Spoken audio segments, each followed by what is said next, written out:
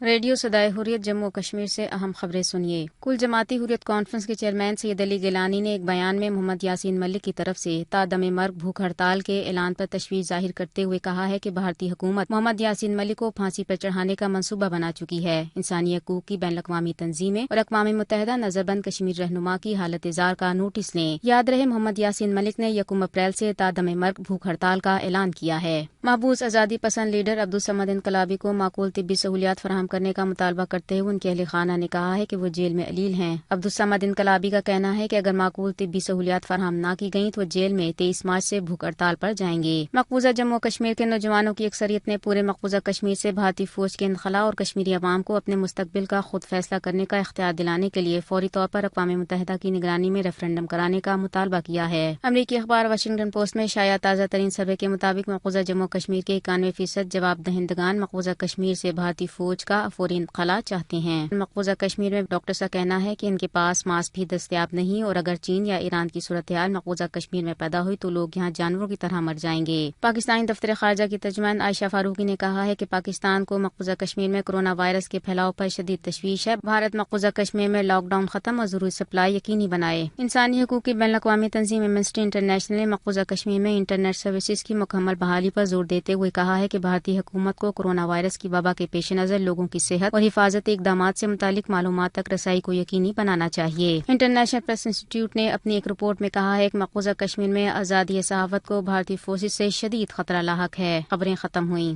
جموں کشمیر ہو یا بھارت کا کوئی خطہ، ظالم سامراج نے مسلمانوں کے اس قدر عذاب و عطاب کا نشانہ بنایا ہے کہ لوگ اب موت سے بے خوف ہو کر جان دینے پر تیار ہو گئے ہیں۔ مودی بیٹی بچاؤ بیٹی پڑھاؤ کا ڈھونگ رچاتے رہے مگر ان کو بھارت کی سڑکوں پر متنازع بل کے خلاف پرامن احتجاج کرتی خواتین کا کبھی خیال نہیں آیا، بلکہ ان پر قاتلانہ حملے اور ظالمانہ بلوے تک کیے گئے۔ ایک ایسی ہی مسلم نوجوان خاتون ایم رضوی ہیں جن پر 7 بار RSS نے قاتلانہ حملے کیے، مگر حوصلہ کیسا ہے سنیے۔ پاپا تو بیچارے اب چلے گئے، دنیا میں نہیں ہے، اب میرے لیے گولڈن چانس آیا ہے کہ میرے پاس بھی اب آپشن ہے کھلا ہوا کہ میں بھی اس میں قربان ہو جاؤں، اور مجھے پوری امید ہے میں ہوں گی، میں مرنے کے لیے پوری تیار ہوں۔ میں 14 تاریخ سے ہی بنی ہوئی ہوں اور سارے لوگ جانتے ہیں میرے پہ اب تک 7 میجر حملے ہو چکے ہیں۔ RSS میرے آگے آگے، میں پیچھے پیچھے، میں ان سے نہیں ڈرتی، میں اپنے سپریم خدا سے ڈرتی ہوں۔ تو آپ جتنا مجھے ڈرائیں گے میں اور آگے، کیونکہ میں کہتی ہوں ڈر کے آگے جیت ہے۔ ہم تو ایک خدا والے ہیں، ایک جنم والے ہیں، ہمیں تو کل بھی مرنا ہے، تو ہم کیوں نہ اپنی موت کو یادگار بنا کر جائیں۔